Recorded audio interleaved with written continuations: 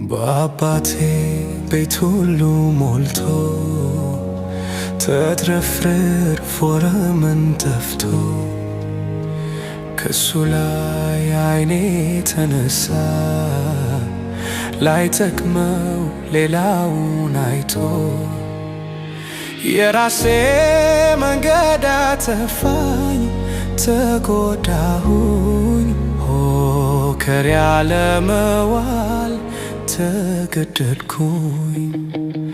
ዛሬ ፍቅሩን ናፍቄያለሁ እመለሳለሁ እንደ ልጅ ባልሆነው ባሪያ ሆናለሁ። ያለሱማ ኑሮ እንደማይሆን ተረዳው። አሁን ይብቃኝ ምንም ላላተርፍ ተጎዳው። ልመለስ የቀድሞ ቤቴ ይሻለኛል ከኢየሱስ ጋር ኑሮ ይመቸኛል።